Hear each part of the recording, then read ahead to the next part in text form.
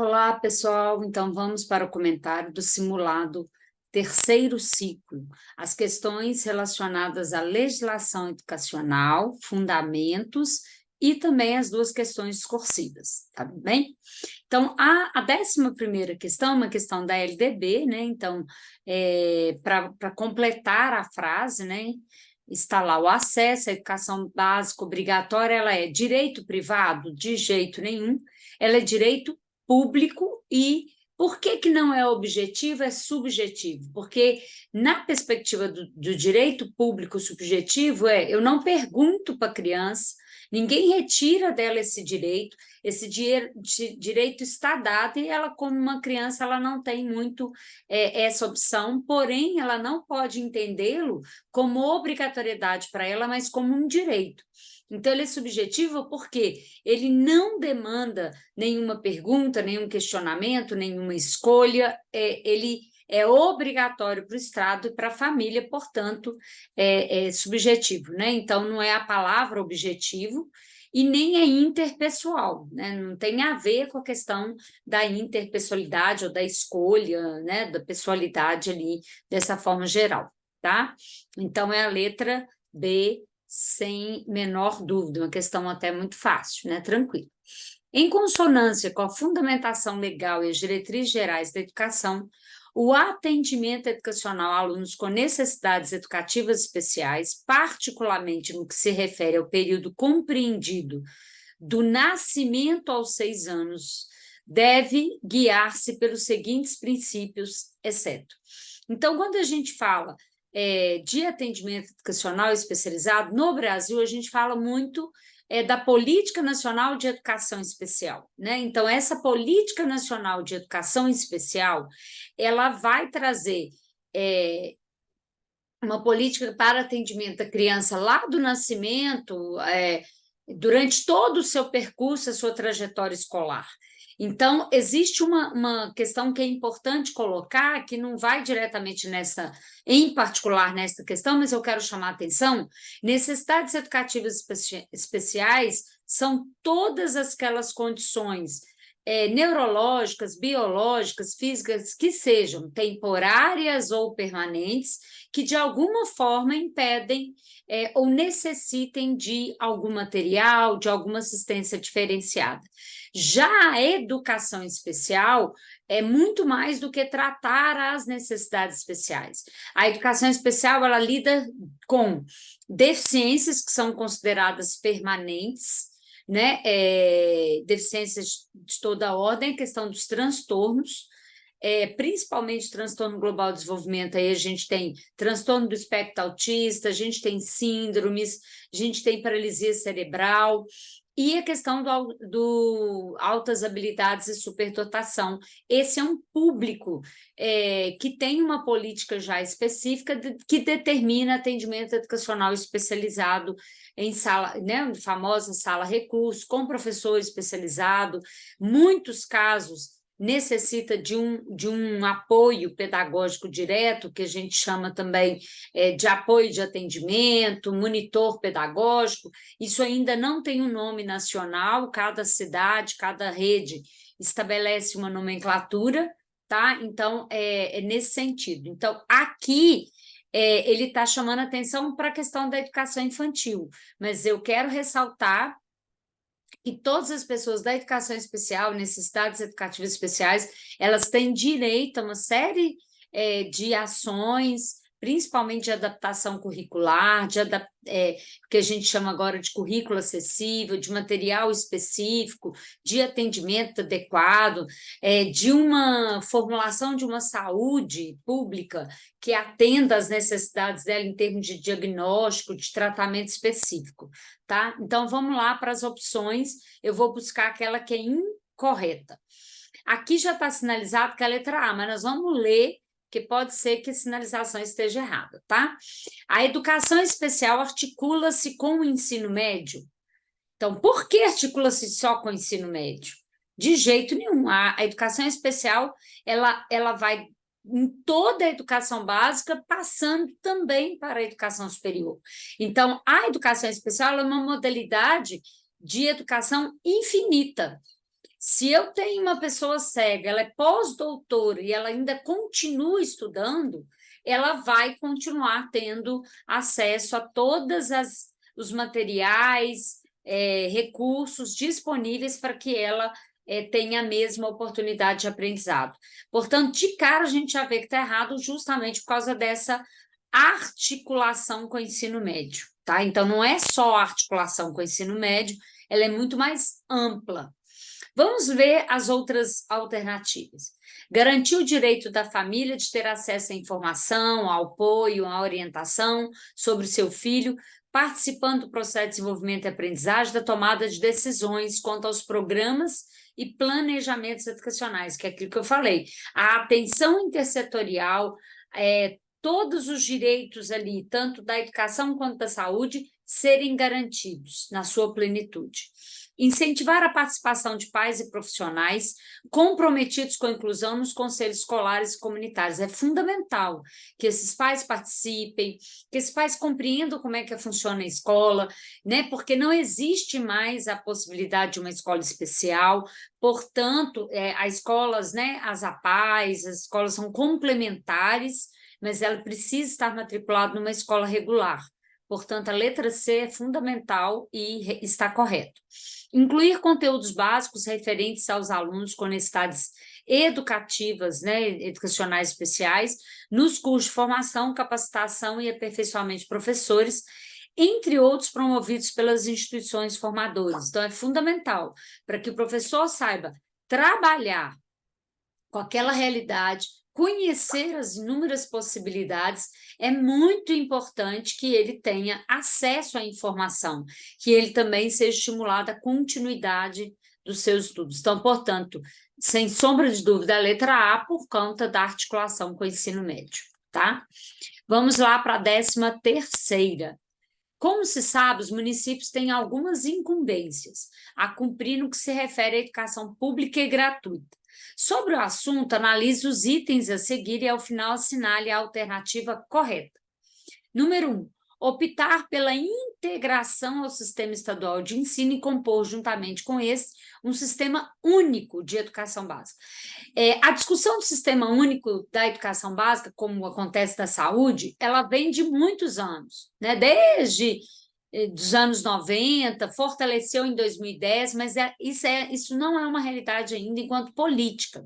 Mantém-se o pacto interfederativo, ou seja, aquele pacto em que os estados, municípios e União, eles possuem incumbências próprias, né? Então, só para a gente lembrar, a União ela é responsável principalmente pela educação superior, não só das públicas, mas também das privadas, não na perspectiva de financiamento direto, mas na perspectiva de avaliação, de credenciamento, de controle, né? Ela também é responsável pelo Ministério da Educação, publicação e questão das avaliações sistêmicas ligadas ao SAEB, né? Que é o Sistema de Avaliação da Educação Básica.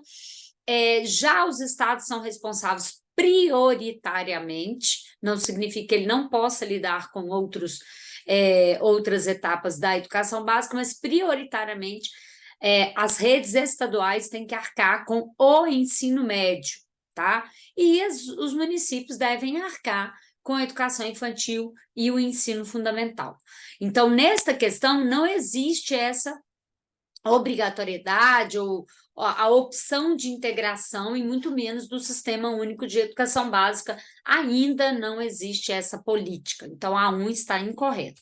Oferecer com prioridade a educação infantil e o ensino fundamental, acabamos de falar. Então, municípios precisam arcar prioritariamente com a educação infantil e ensino fundamental. Podem ter faculdade, pode ter ensino médio, desde que todas as crianças na faixa etária de educação infantil e ensino fundamental estejam na escola, estejam bem atendidas, tudo, né, com materialidade, com estrutura, e ela pode ampliar a rede tal como ela, né, desejar.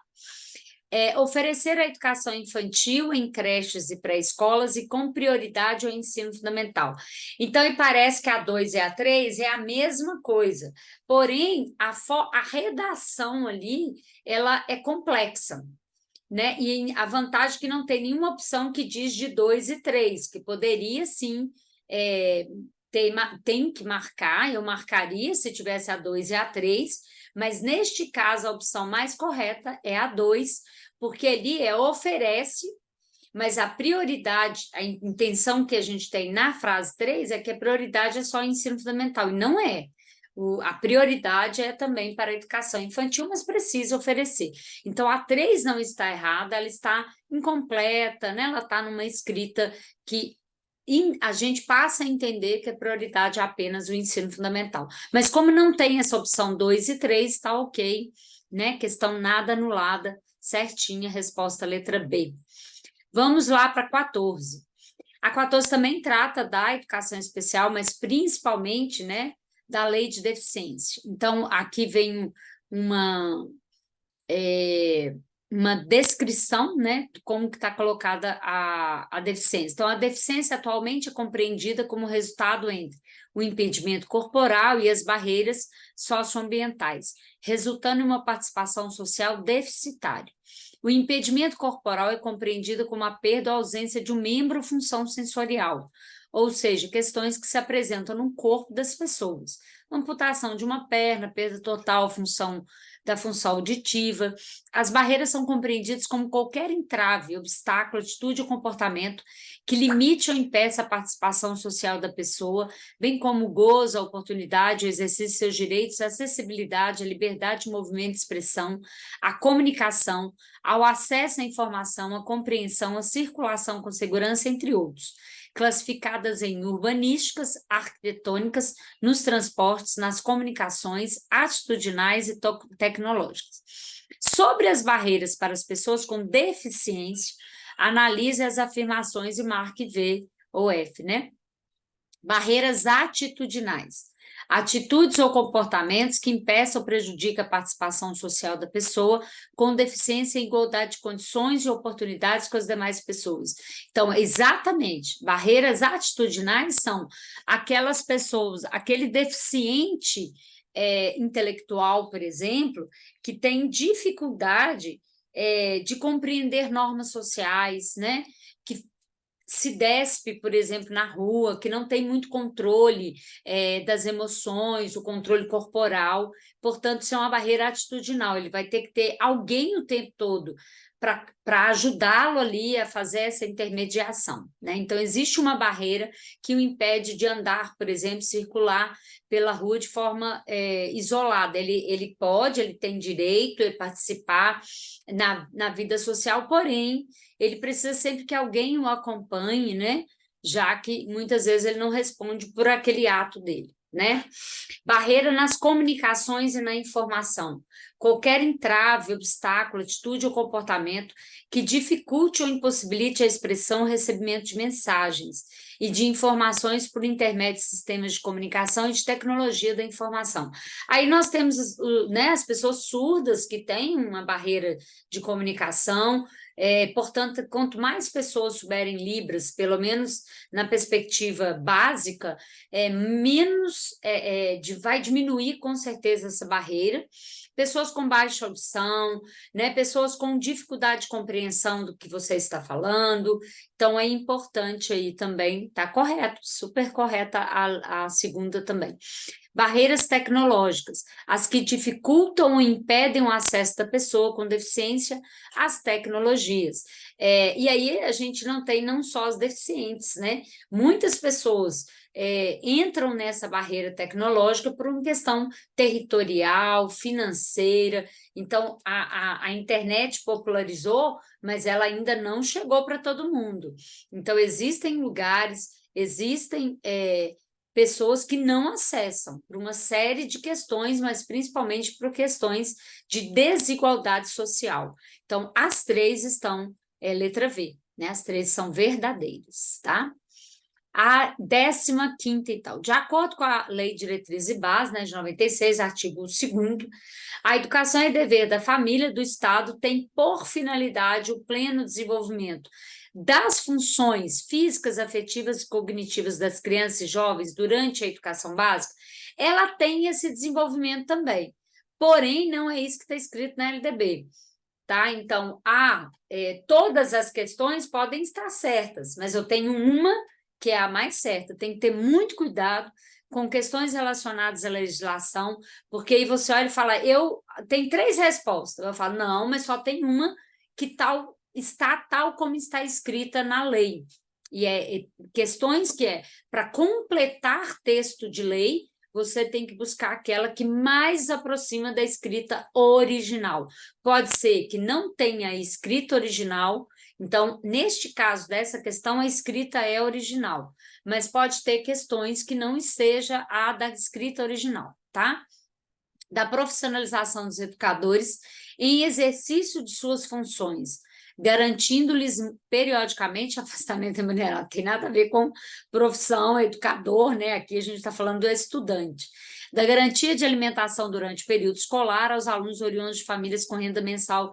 Todo mundo tem direito à alimentação, mas o pleno desenvolvimento não é para alimentação escolar. A escola não existe para alimentar. A alimentação faz parte, a hidratação faz parte, os processos valorativos de atitudes também fazem parte, mas essa não é a função plena da escola. A função plena da escola é justamente o que está na letra D: desenvolvimento do educando, seu preparo para o exercício da cidadania, sua qualificação para o trabalho, não é para o mercado de trabalho. Então, se tivesse a palavra mercado de trabalho, estaria errado. Não é para o mercado de trabalho, mas a qualificação para o trabalho. Isso permite que ele tenha uma amplitude de pensamento, tá? A 16ª, né? Perdão, a 16 ou a 16ª, ela ficou picadinha, vamos ver se a gente consegue aqui, pelo menos, ver as opções só num quadrante.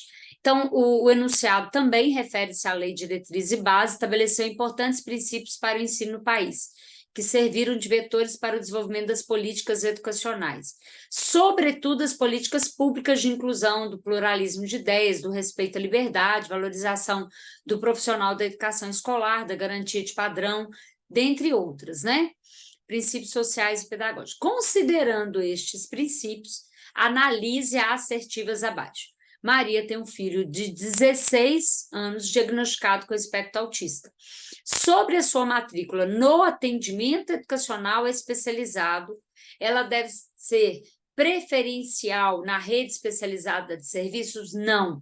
Preferencial na rede regular de ensino. Ela pode requerer uma vaga na PAI, Pestalozzi ou qualquer outra instituição que atende especificamente crianças em sentido complementar? Pode, mas preferencialmente na rede regular. Então, a 1 está errada. 2, Pedro tem 14 anos e pretende iniciar no programa de jovem aprendiz. Para tanto, poderá fazer os exames supletivos da EJA para certificação no ensino fundamental no final do ano, apenas se ele tiver completado 15 anos de idade. Então, a 2 está incorreta, porque ele precisa ter 15 anos de idade para fazer a certificação no ensino fundamental. Ana irá matricular sua filha de 2 anos numa creche.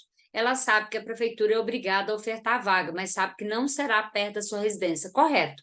Então, a prefeitura é obrigada a ofertar a vaga, mas corre sério risco de não ser próxima à casa dela.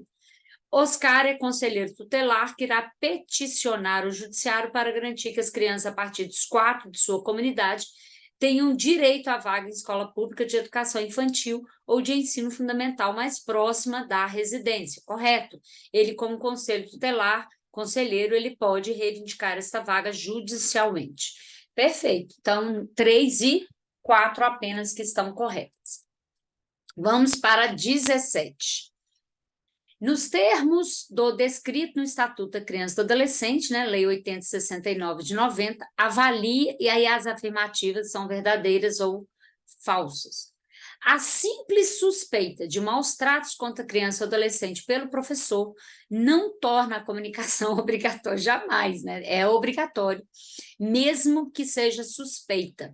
Então, ele vai fazer, não a denúncia direta, mas ele vai fazer a solicitação de verificação, e a escola pode fazer isso a qualquer tempo, mesmo que ela somente suspeite, tá? Se ela não fizer, ela vai ser omissa, né? Então, F. O máximo que vai acontecer é dizer, olha, não houve nada, houve um equívoco, ok, né? Pelo menos a gente precisa estar tomando medida. Então, é falso. O descumprimento da oferta de vaga em creche enseja a responsabilização do secretário com a multa prevista. Na verdade, a responsabilização é da prefeitura. Né? No caso do município, né? Então aqui não está falando, não é o secretário, ele responde juntamente, mas é o poder público. Então, o poder público não pode ser pessoal, não é o secretário que responde, ele responde como alguém que está representando o poder público, neste caso municipal, porque creche é de responsabilidade do município. Então, a responsabilização é do município. Então, o secretário ele também pode ser convocado como prefeito, né, e demais órgãos ligados ali, mas a responsabilização não é para o secretário, mas não é o secretário que vai pagar essa multa, quem vai pagar essa multa é o poder público municipal, tá? Então, também é falso. O direito ao respeito baseia-se na inviolabilidade, ou seja, violar, né, a integridade física, psíquica e moral da criança e do adolescente, abrangendo a preservação da imagem, da identidade, da autonomia, dos valores, ideias e crenças, dos espaços e objetos pessoais. Perfeito. O direito ao respeito baseia-se, ou seja, eu não posso violar em hipótese nenhuma a integridade física, psíquica e moral, nem os valores, nem impor nenhum valor para uma criança. Tá? Então, verdadeiro. O ECA admite que programas sociais com caráter de trabalho educativo remuneram os indivíduos pela produção do seu trabalho, desde que não seja criança. Então, ele admite programas, mas não para remuneração, ele admite a relação ali intersetorial é fundamental. Então, o ECA ele estabelece uma relação direta com a assistência social, com a educação, com a justiça, com a saúde, isso é um papel muito importante na questão do Estatuto da Criança e do Adolescente, dela ser vista dentro de uma rede de proteção, mas não na questão do trabalho. Então, somente a terceira opção que é verdadeira, né? O resto tudo é falso. 18ª, considerando o ECA, né, o artigo 22 do ECA, que determina aos pais que incumbe o dever, sustento, guarda e educação dos filhos menores, cabendo-lhes ainda, no interesses desses, a obrigação de cumprir e fazer cumprir as determinações judiciais.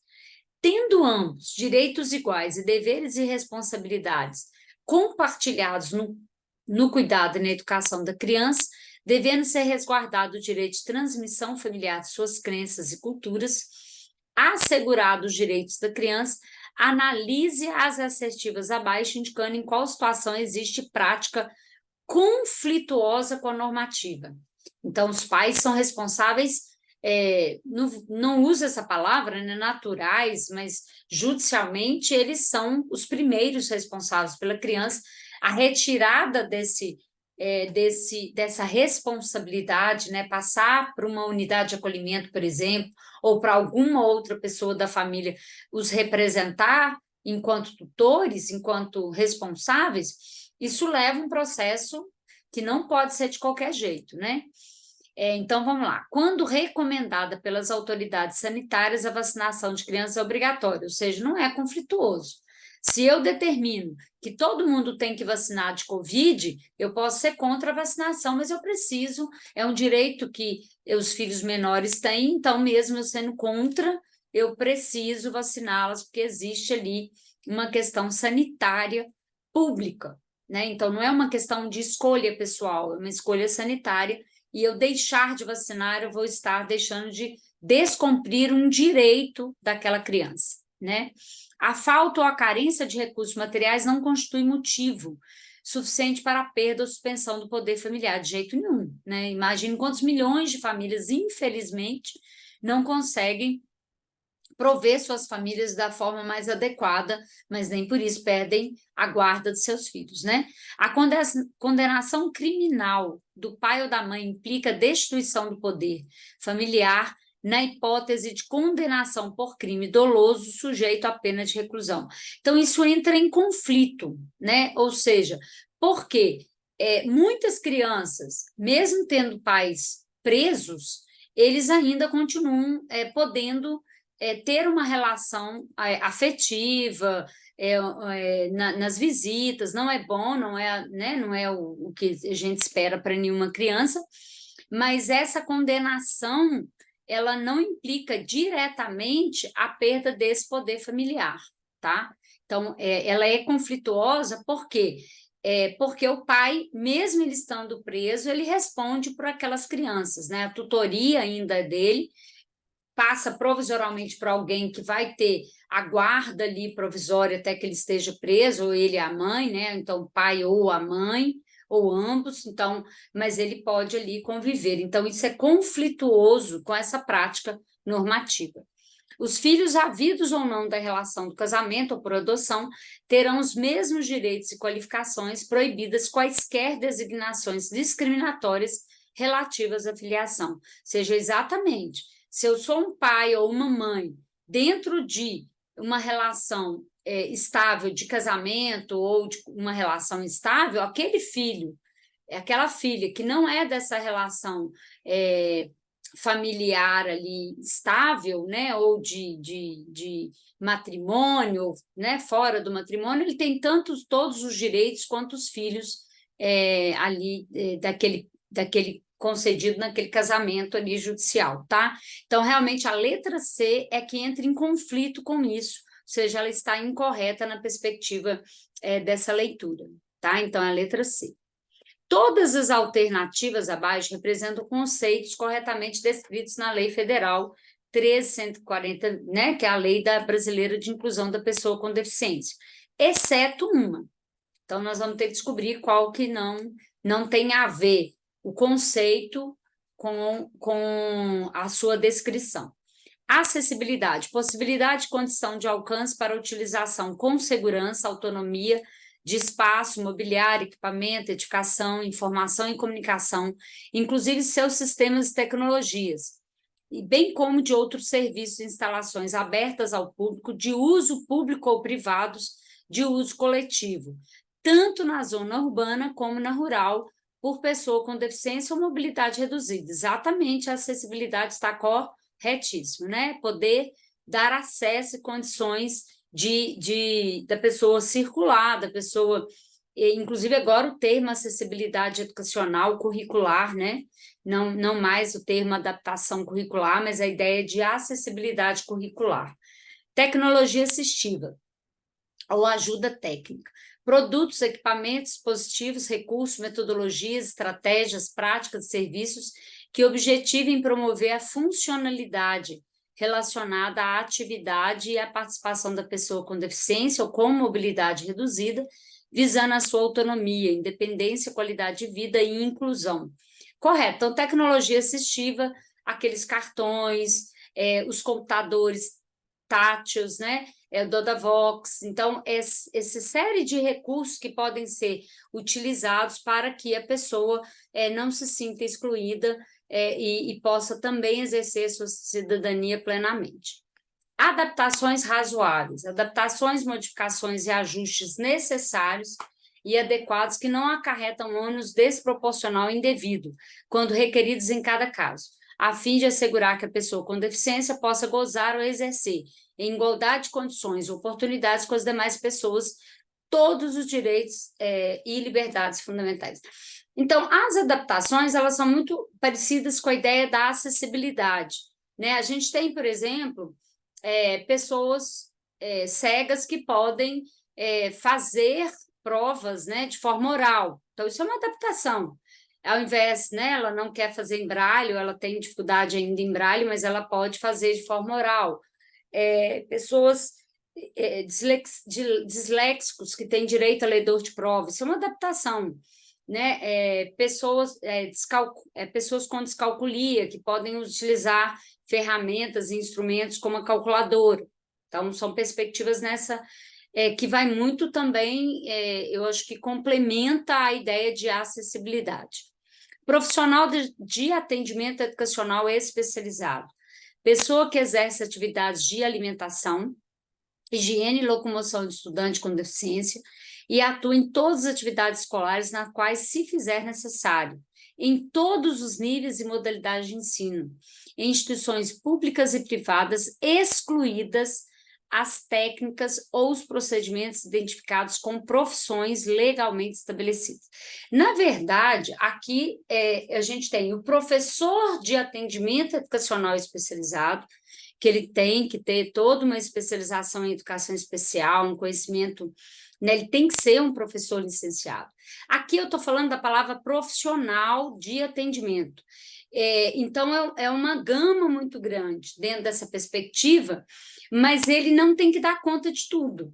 Então, o grande problema aqui é essa ideia de que ele tem que dar conta de tudo, que ele atinja todos os níveis e modalidades, né, excluídas técnicas ou procedimentos identificados como profissões legalmente estabelecidas.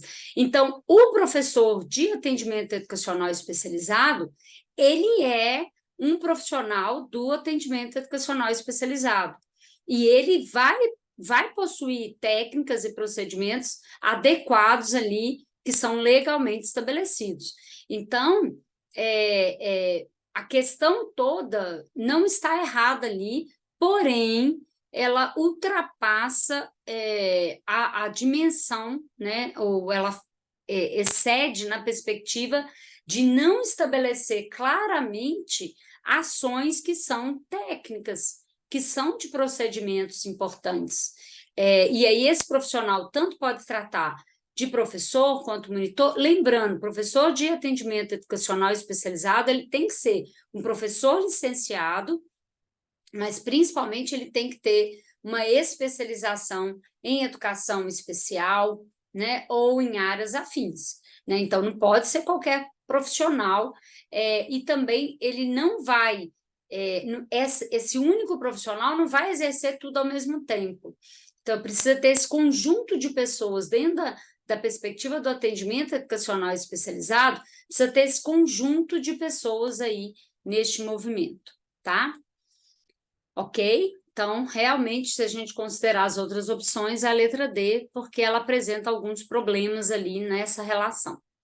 A Lei Diretriz e Base da Educação Nacional, né, a 9394/96, dispõe que a educação tem por finalidade o pleno desenvolvimento do educando, seu preparo para o exercício da cidadania e sua qualificação para o trabalho, sendo sua garantia dever da...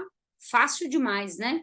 Dever de quem? Da escola e do Estado? Não. Da escola e da família? Não, da família e do Estado. A escola não tem ação judicial, tá?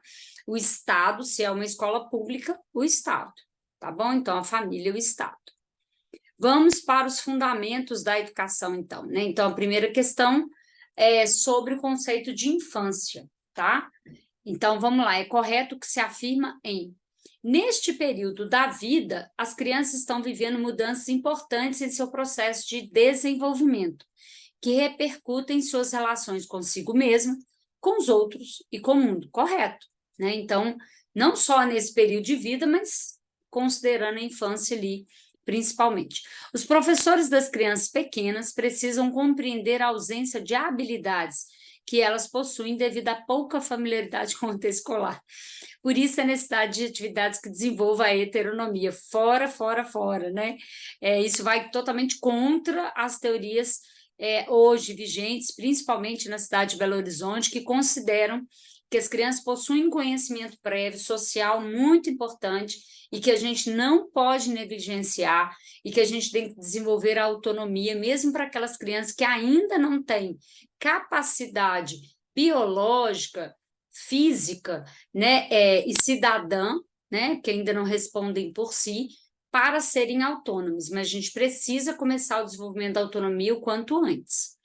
As escolas que atendem crianças devem proporcionar experiências para o desenvolvimento da oralidade e dos processos de percepção, compreensão e representação, elementos importantes para a apropriação do sistema de escrita alfabética. Seguido desse processo, o ensino de outros sistemas de representação, como os signos matemáticos, os registros artísticos, midiáticos e científicos e as formas de representação do tempo e do espaço. Então, elas devem proporcionar né, essas experiências como elementos importantes não para a apropriação do sistema alfabético. Ela deve proporcionar para o amplo, pleno desenvolvimento, para o desenvolvimento que é integral.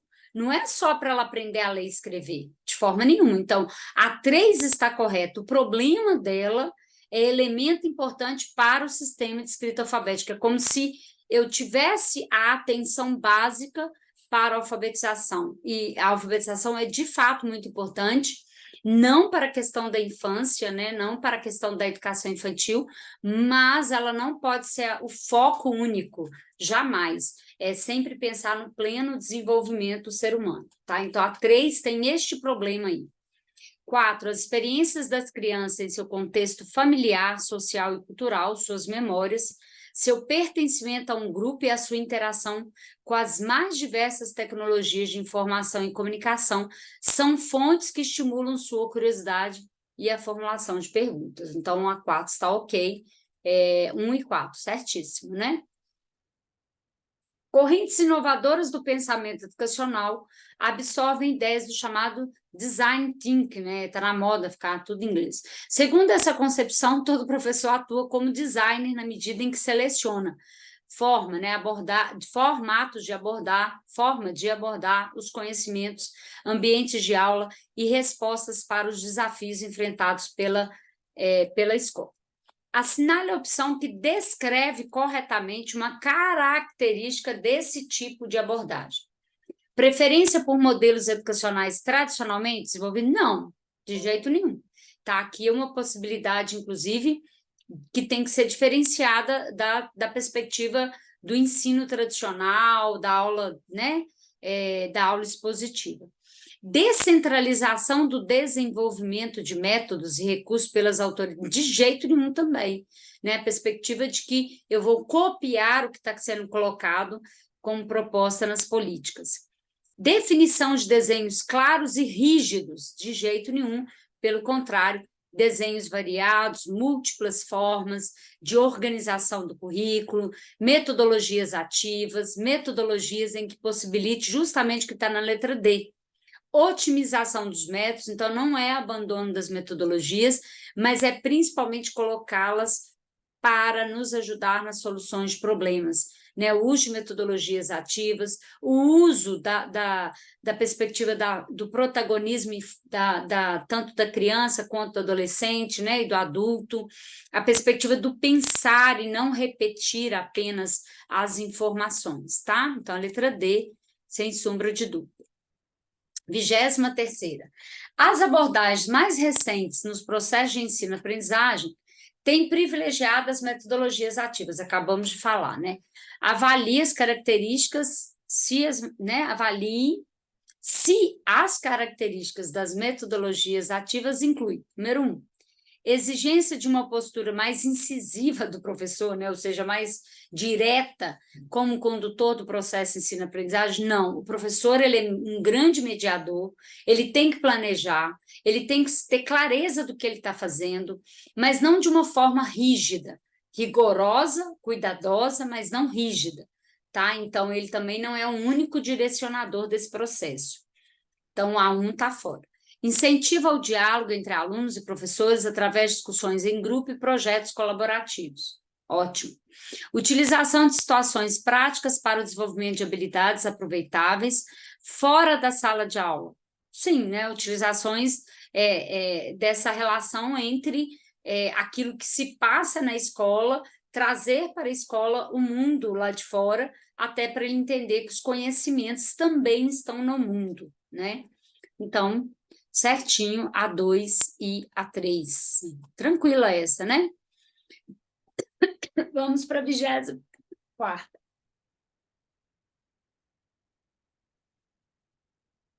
Perdão. As tendências pedagógicas progressistas descritas abaixo, vocês vão associar os termos, então, né? Na coluna 1, eu tenho libertária, libertadora e histórico-crítica.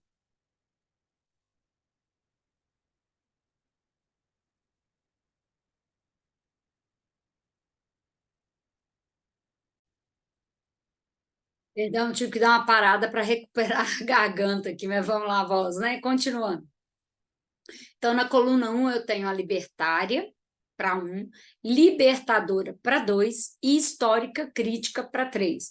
Um detalhe importante, muito importante: libertária, vocês vão lembrar dos anarquistas, tá? Então, põe na cabeça, libertária, anarquista. Não que todos os libertários sejam anarquistas, mas é um viés muito na perspectiva de que a escola precisa ser um centro livre de decisões, né? As alunos precisam aprender a tomar decisões, o currículo é totalmente construído fora de um sistema educacional, então eles são contrários, eles eram, né? Porque hoje acho que a gente não tem muito representante, a gente tinha lá o Celestin Freinet. Então, a libertária, essa ideia de libertação total, de que essa escola ela tem que atender as demandas, estruturas da comunidade em que ela atende, e não de um sistema educacional. A libertadora é Paulo Freire. Então, ele não abandona completamente, ele até entende essa perspectiva do sistema educacional como um direito, a estruturação dessa escola, porém, ele também vai defender o protagonismo dos sujeitos, ele também vai defender a atuação desse sujeito como sujeito ativo e que esse professor ele é um mobilizador, mas ele não pode estar no centro do processo de maneira nenhuma e ele vai sempre trazer a realidade do aluno como um ponto de partida, não é um ponto de chegada, mas é um ponto de partida. Já a histórica crítica, ela não é, a gente não pode falar que é o oposto, mas é justamente a proposta que está vigente no Brasil hoje. Né? Então, a base nacional ela é de uma estrutura histórico-crítica. Se nós pegarmos, por exemplo, as proposições curriculares de Belo Horizonte, primeiro, segundo, terceiro ciclo, inclusive da educação infantil também, ela é uma proposta histórico-crítica. A ideia de entender o contexto histórico, entender em que contexto esse sujeito está e, a partir dele, trabalhar os conhecimentos científicos. Não é o abandono do conhecimento científico, mas é trabalhar metodologias que garanta a ele o questionamento, o reconhecimento, o questionamento e principalmente a transformação em um novo conhecimento a partir desta relação com o contexto.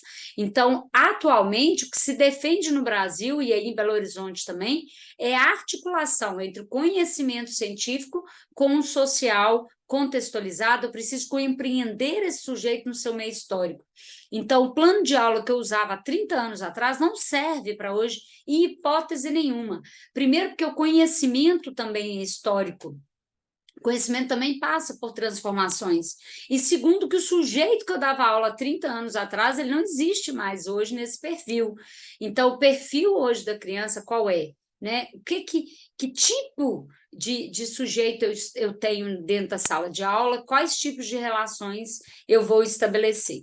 Tá? Então, a histórico-crítica é nessa pegada e nessa caminhada. Então, a primeira frase baseia-se na ideia de que o estudante, por meio da problematização de sua realidade, pode compreender sua relação social e papel no mundo, promovendo uma transformação ativa de sua realidade. Então, ele vai problematizar a realidade, compreender a sua relação social e papel no mundo. É muito parecido com a histórica social, com a histórica crítica, porém, a gente não vê ali nenhuma citação de conhecimento crítico, né? De conhecimento científico. Então, ficou muito parecido com o Paulo Freire. Então, por meio da problematização, o estudante vai compreender o mundo, né? Lembra da frase, leitura da palavra, a leitura do mundo antecede a leitura da palavra. Então, mais do que aprender a ler e escrever, que é fundamental, ele precisa também, associado a isso, conhecer seu mundo, refletir sobre ele, atuar sobre ele. Então, uma frase que aproxima muito de Paulo Freire. Portanto, a opção 2, primeiro. Essa tendência pedagógica se opõe ao autoritarismo, priorizando a aprendizagem por meio de trocas coletivas e da autogestão. É a cara da libertária. Então, tudo que indicar autoridade, tudo que indicar coisa sistêmica, fechada, padronizada, a libertária estará contra. Então, a número 1. Defende a integração entre o conteúdo acadêmico, o conhecimento científico e a realidade vivenciada pelo estudante, objetivando transformar a sociedade ao romper com modelos tradicionais de ensino centrados apenas na reprodução do conteúdo. Então, o conteúdo ele é importante, mas ele precisa ser um conteúdo na base crítica, reflexiva, inclusive que eu possa questioná-lo para transformá-lo. Então, ali é 2, 1, 3. Ok? Vamos para a 25ª. As tendências pedagógicas que orientam o trabalho educativo se dividem em 2 linhas, liberal e progressista. Sobre a tendência progressista crítico-social dos conteúdos, que é também chamada histórico-social dos conteúdos, que é do Libânio, que é do Saviani, que é o que está na base nacional, que é a proposta que está nas proposições que o Claro de Belo Horizonte também, tá?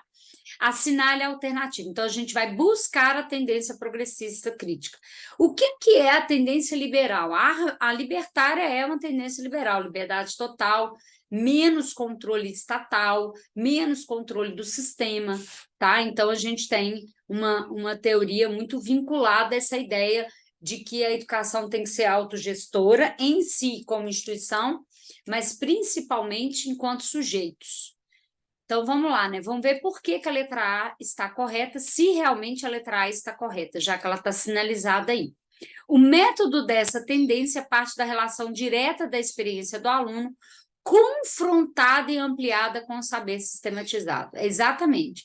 Então, eu vou partir da realidade do aluno, a realidade do aluno, ela é dialógica, então eu preciso sempre pensar qual é o conhecimento prévio, o que ele me traz, qual o sujeito histórico, qual o contexto dele, quais práticas de letramento, e a partir disso apresentar o conteúdo, não como algo correto, verdadeiro, mas confrontado, né? E possibilitar que ele faça uma coisa que o Libânio chama de catarse, né? Então ele vai ali, ele tem uma tese, uma antítese, e aí ele explode numa outra explode não, né? Ele recria um pensamento modificado, transformado. Então, todo conhecimento é suscetível de questionamento. Se não for, a gente aceita e não muda. Por que nós, seres humanos, vamos mudando os pensamentos, né? Aquilo que a gente defendia um tempo atrás, hoje já não defende. Justamente porque todo conhecimento é questionado, tá? A escola, nessa tendência, tem o papel de preparar intelectualmente e moralmente os alunos. Não. Essa é uma perspectiva tradicional, não é nem liberal e nem progressista, ela é tradicional. Os conteúdos propostos por essa tendência são ministrados em sala de aula, mas não são exigidos para fins pedagógicos. Na verdade, nem tem essa tendência, tá, gente? De jeito nenhum. Toda aula ministrada, ela de alguma forma possui um fim pedagógico, tá? Então, a letra C é totalmente fora de lógica. Nessa tendência, a aprendizagem é baseada na motivação e na estimulação de resolução dos problemas sociais. Muito liberal, né? Muito mais ligada a essa ideia de que a aprendizagem é motivacional e de que o aluno vai fazer a escolha, tá? Então, nessa perspectiva muito também libertária mesmo, tá? De que a motivação do aluno, o interesse dele é que vai ser o foco, né? Ou o eixo condutor do processo. Não é isso. A motivação é super importante, o interesse, as curiosidades, os desafios que o aluno traz, eles são fundantes, eles são fundamentais, mas o professor precisa ter um planejamento, portanto, é importante ter uma base nacional comum curricular, que garanta essa ordenação, essa sistematização, mas essa tem que ter um diálogo também com aquilo que se coloca na sociedade, tá? 26ª, então. Vamos para a 26ª. A 26ª, ela é talvez uma das questões mais complexas aí desse simulado, que requer um pouco mais de cuidado. E aí as palavras-chave estão na primeira frase, para dar continuidade aí àquilo que combina, né? Aquilo que faz sentido de melhor continuidade. Então, se cair esse tipo de questão, faça a leitura cuidadosa, circule né? Circule, é importante circular os conceitos chaves, né? É importante fazer a leitura e tentar ver a frase completa corretamente, a frase fica coerente com aquilo que está propondo na primeira parte, porque são duas orações, uma oração está na coluna 1 e a outra oração na coluna 2, então elas têm que fazer sentido, coerência, tá? Em termos conceituais. Então é só ler com... A gente vai tentar ler com mais cuidado. A primeira frase, ó, de uma avaliação a serviço da classificação, seleção, seriação para. Então, significa que eu saí de um ponto que era classificar, selecionar e seriar para um outro ponto que tem que ser diferente disso. Se for para fazer isso, não é o para, tá? Então, a primeira frase lá, o respeito à individualidade, a confiança, então, para o respeito à individualidade, a confiança na capacidade de todos, a interação e a socialização, até pode ser, né? Então, faz sentido ali, mas vamos ver. Para a mobilização e inquietação na busca de sentido e significado para esta ação, então, eu quero significar a ação de classificar, selecionar e seriar? Não, tá? De jeito nenhum que eu quero significar isso. Eu estou apagando isso e substituindo por outra coisa. Então, a segunda não é de jeito nenhum. O acompanhamento permanente, para o acompanhamento permanente de mediação, de intervenção pedagógica para a melhoria da aprendizagem. Então, ali eu estou falando de uma avaliação. Então, este acompanhamento permanente, eu estou falando de um processo de avaliação. Eu não estou falando de um planejamento, eu estou falando de processo de avaliação, né? Uma avaliação a ser... Bom, então, aqui, ó, avaliação. Então, eu tenho um conceito que reaparece na outra oração. Então, ó, faz muito mais sentido, ó, de uma avaliação a serviço da classificação, seleção, seriação para uma avaliação a serviço da aprendizagem do aluno. Então, fica uma frase super coerente. A primeira e a terceira faria sentido, mas a última aqui está perfeita. Ela completa corretamente, a frase fica muito mais coerente, tá? Então, a número 1 está lá embaixo, né? Vamos ver se a gente guarda na memória isso aí. De uma atitude de reprodução, de alienação, de cumprimento de normas para... Então, eu estou falando de uma atitude de reproduzir, alienar, para cumprir normas, para o respeito à individualidade? Não, né? Aí eu também estou tratando uma atitude de reprodução, então eu tenho que buscar atitude, não, né? Mobilização não é atitude também.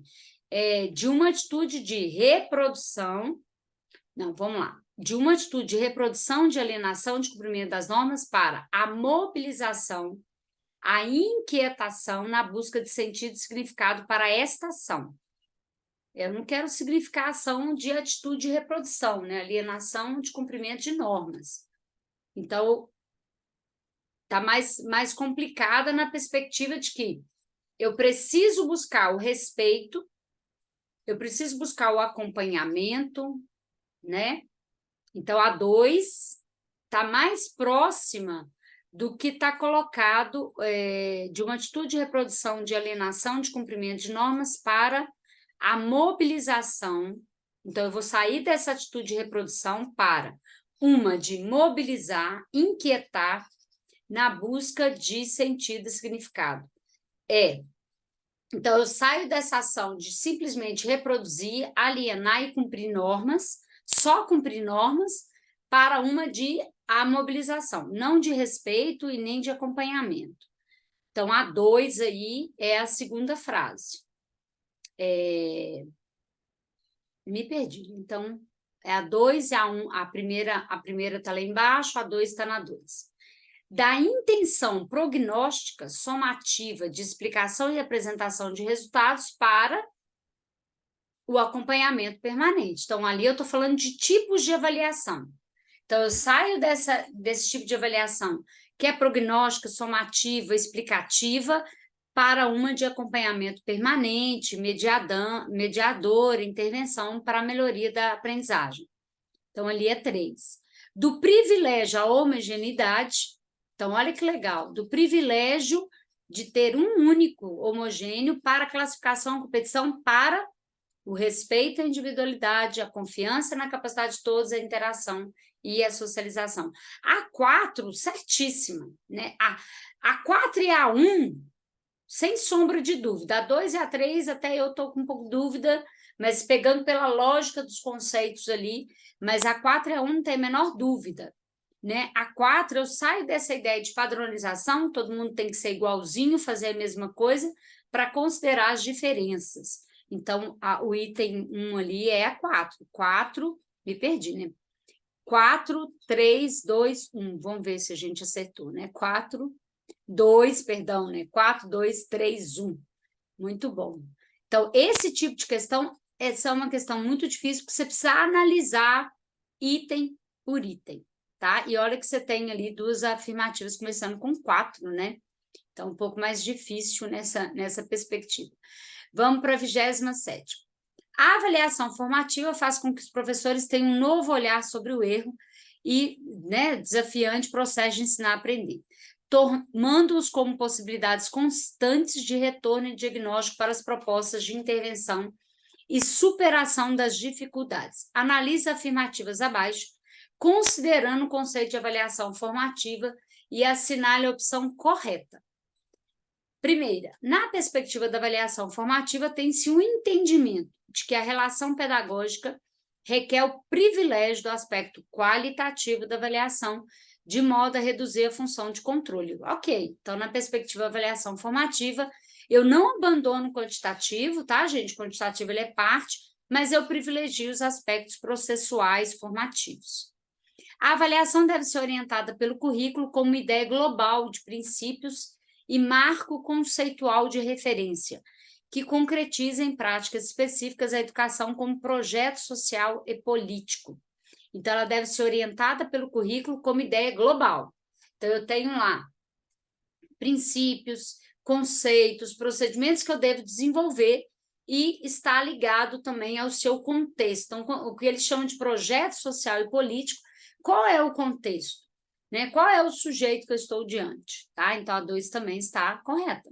A avaliação formativa converte-se em atividade de aprendizagem ligada à prática reflexiva e crítica, de modo que o educador haja fundamentalmente com a intenção de qualificar o trabalho docente.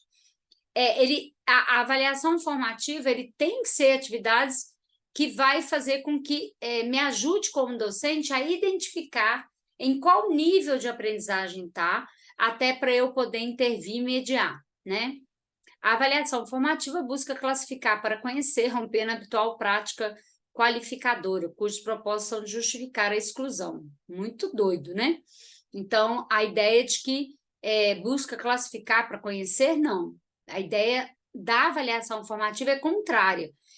A ideia de não classificação. Mas eu preciso, sim, pensar qual nível de aprendizagem ele está, e quais habilidades ele aprendeu, mas não no processo de classificá-lo em bom, ruim, ótimo, né? É aluno fraco, é aluno forte, não essa é que deve ser a ideia, tá?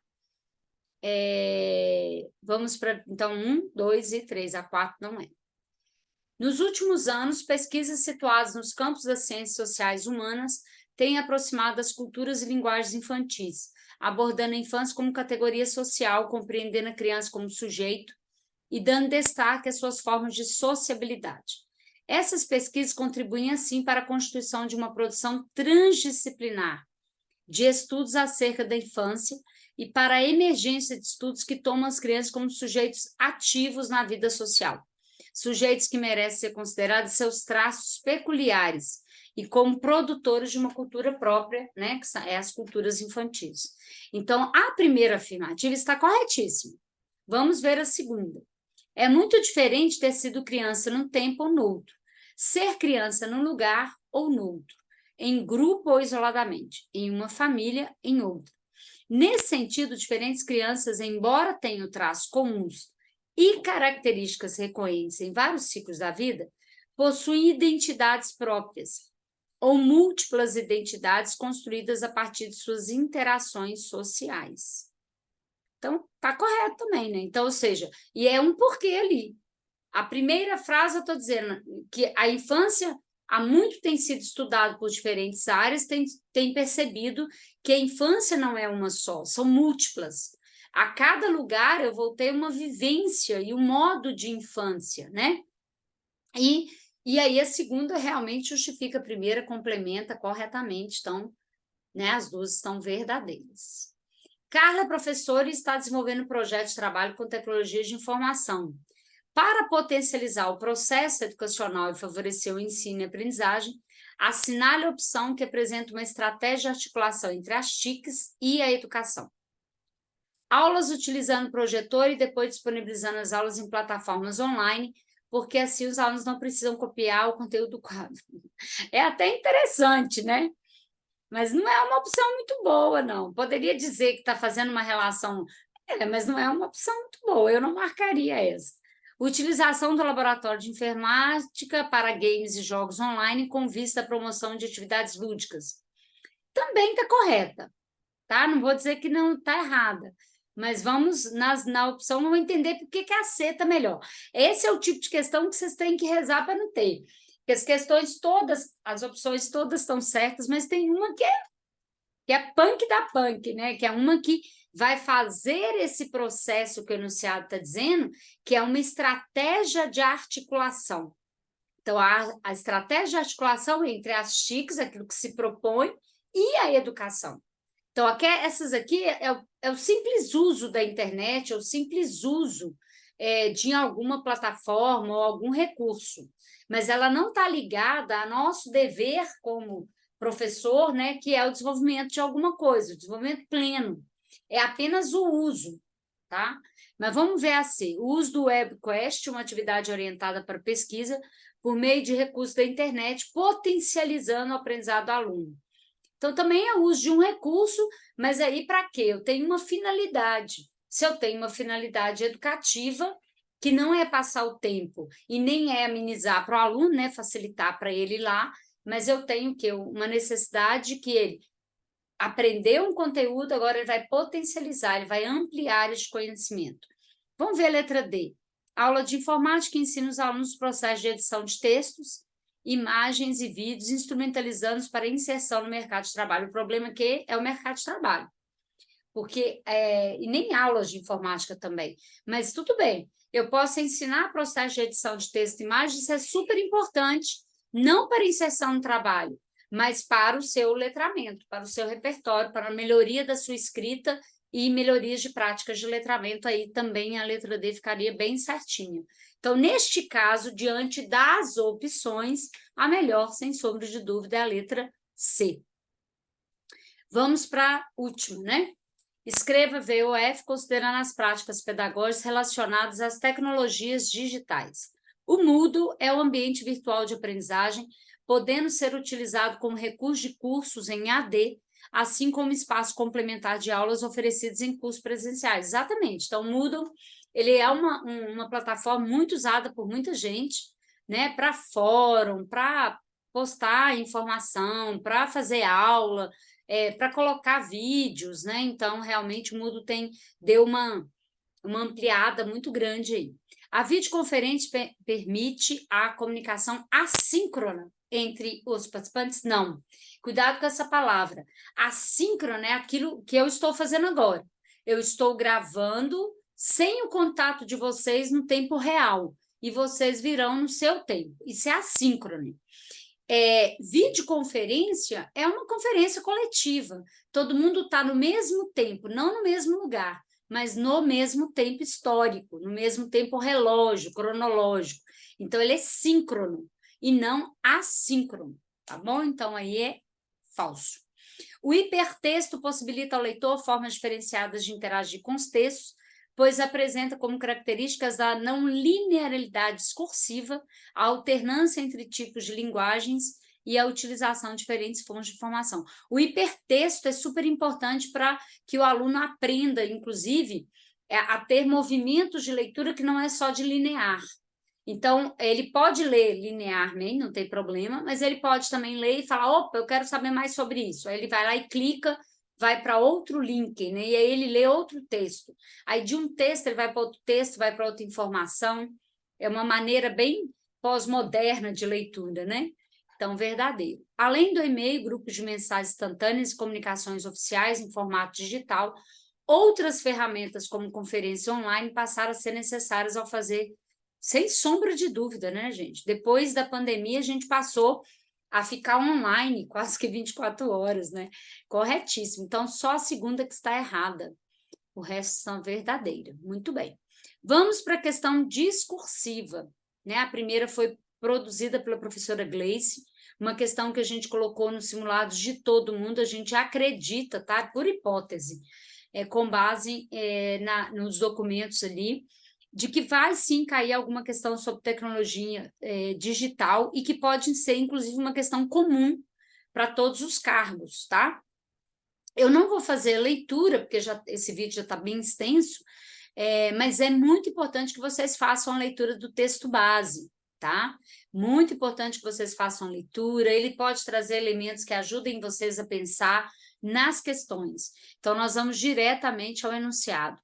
Estudiosos do campo da educação apresentam o maior desafio da educação escolar em tempos de virtualidade: transformar a informação em conhecimento.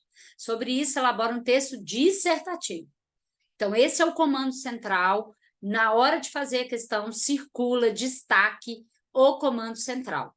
Você vai escrever até 15 linhas, um texto dissertativo que tem que ter uma introdução, o desenvolvimento e uma conclusão. Introdução de, no máximo, 3, 4 linhas, um desenvolvimento lá de 5, 6 linhas, e as últimas 3, 4 linhas se dedica à conclusão.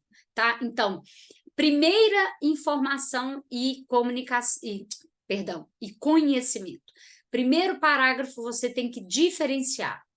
Primeiro, você apresenta a tese e diferencia. Então, a tese já está apresentada aqui a tese.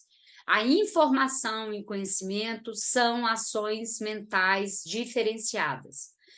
Informar é falar sobre, é falar de forma superficial, é contar, é descrever, é explicar sobre alguma coisa. Já conhecer além de falar sobre, explicar, você também precisa mobilizar seus demais conhecimentos e utilizar este conhecimento na sua vida prática, na tomada de decisão. Então, esse é o primeiro parágrafo. Você apresentou a tese e aí você precisa desenvolver. Como? Argumentando como que o professor pode fazer isso. Então, aí você vai começar o seu segundo parágrafo, que é o seu desenvolvimento com o segundo comando, que é apresentar argumentos relacionados a como o professor pode desenvolver isso. Então, uma forma de começar, comece sempre de forma direta, né? Tanta forma que eu falei, desculpa. Da forma mais objetiva, por exemplo, dizendo, desta forma ou nesse sentido, cabe aos professores, na atualidade, desenvolverem um conhecimento, tendo clareza de que a informação ela é importante. Então, primeiro o estudante e o professor aciona a informação por meio de tecnologias digitais. Depois ele transforma essa informação em conhecimento por meio de atividades, metodologias ativas, problematizações, esquemas, construção de vídeos, criação de vídeos, debates, de forma que aquela simples informação ela vai ser utilizada como um material a ser amplamente desenvolvido em sala de aula na perspectiva do desenvolvimento de habilidades. Então, é muito importante que você desenvolva, dentro desse segundo parágrafo, um pensamento que seja completo na perspectiva de não só apresentar argumentos, mas também explicar. Por que é importante transformar a informação em conhecimento?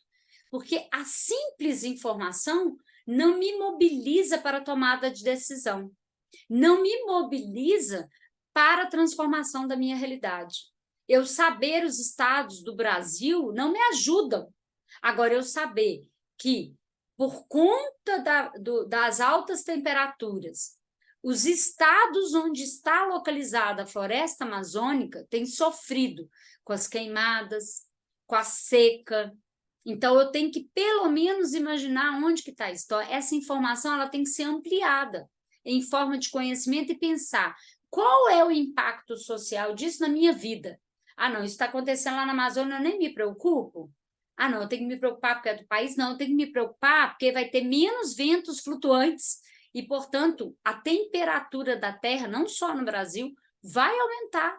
A seca no norte, né, a seca lá na floresta amazônica vai trazer problemas gravíssimos. Então, isso é transformar uma informação em conhecimento.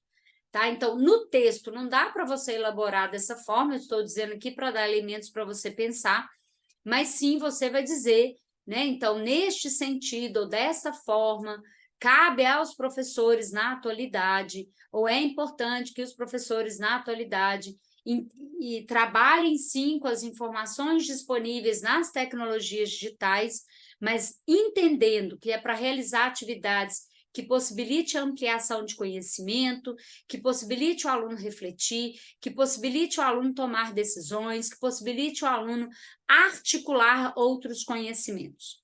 Por fim, ou portanto, então, conclua seu texto, né, no terceiro parágrafo ali, com a palavra portanto, não tem erro nenhum esse conectivo, você vai usar ele sem problema nenhum, portanto, vírgula, e aí você coloca, portanto, a escola, né, se você tiver usado a atualidade, não use de novo. Então, a sala de aula precisa se transformar em um espaço de muita reflexão, em que as informações estão presentes como meio de chegar ao desenvolvimento das habilidades. Mas, para isso, o professor também tem que assumir uma atitude de reflexão, de seleção das informações adequadas, de busca por melhores informações, ele tem que ser um estimulador, né, um mobilizador de pensamento reflexivo, inclusive para ele, e o aprender a aprender. Então, você pode colocar aí também que é muito importante que o professor desenvolva as competências relacionadas à continuidade de aprendizado e que o professor também não seja um mero repetidor de informações né, e principalmente informação fake news, pelo amor de Deus, né? Tá? Então, você pode concluir seu texto colocando o professor como um sujeito também que precisa desenvolver essas competências relacionadas à reflexão, à tomada de decisão, a extrapolar a mera informação, né, e ter uma atitude reflexiva de continuidade de estudo, tá bom? E assim você termina a sua dissertação. A segunda questão foi elaborada pela professora Consuelo e traz, eu também não vou fazer a leitura, mas reafirmo, é importantíssimo que vocês leiam, principalmente quando apresenta dois textos assim, tá? Os dois textos estão falando, um está falando de forma geral da questão da violência ao longo do tempo, né, de como é que a questão da violência na escola antes era considerada disciplinar, depois ela virou um caso de polícia, e hoje está relacionada a questões sociais, né, inclusive de violências simbólicas, morais, étnicos, raciais, né, de preconceito, etc. Então, é quase um conceito que está colocado no texto 1, e no texto 2, já falando do caso lá de Sapopemba, né, que teve lá aquele massacre, né, aquela tentativa lá, tá? O ataque, perdão. Bom, aí é uma questão que não é dissertativa, então ela vai ter um outro comando, então precisa prestar muita atenção em questões que têm esses dois comandos ou 3 itens. E aí a pergunta que todo mundo faz, eu respondo separado? Não é errado, mas não é adequado. O melhor é que você faça um texto corrido e cada parágrafo vai ser um item. Então, esse é um texto que tem que ter 2 parágrafos, um parágrafo destinado ao item 1 e um parágrafo destinado ao item 2, e coloque conectivos interligando os dois. Essa é a melhor resposta, é a forma mais adequada de responder. Tá? Então, após comparar os 2 textos publicados, indique quais as possibilidades de atuação da educação, da escola e do professor em cenários que envolvem o complexo fenômeno da violência. Então, primeiro está te perguntando quais as possibilidades, o que se pode fazer? E o segundo é aponte causas possíveis do problema e as consequências que esse fenômeno pode provocar na realidade de sala de aula.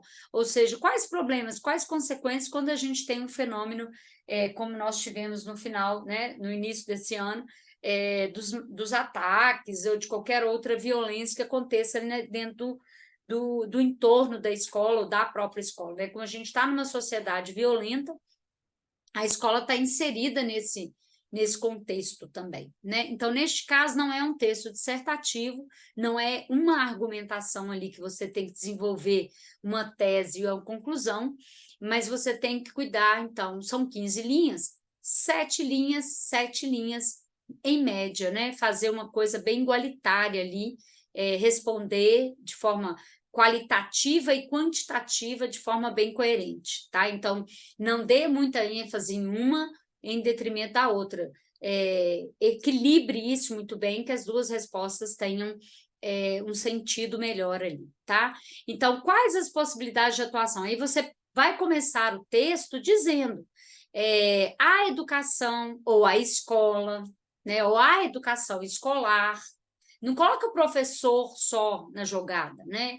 Porque como é uma instituição, neste caso da violência, que é algo mais global do que a ação do professor diretamente, como foi a primeira questão das TICs, aqui é importante que você traga a sociedade ou a escola de forma mais completa.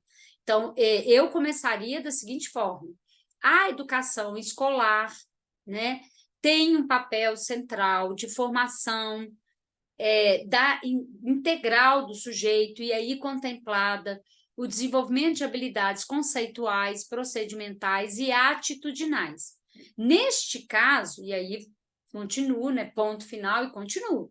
Neste caso, as violências que acontecem fora da escola precisam ser discutidas no interior da escola. Precisa se criar rodas de conversa, precisam se tratar assuntos considerados polêmicos, principalmente dando oportunidade das crianças e adolescentes falarem das suas angústias, dos seus sofrimentos, das violências pelas quais eles sofrem, né? Reconhecer e explicar que existem violências físicas, mas existem também as simbólicas, as de gênero, as étnicas, raciais.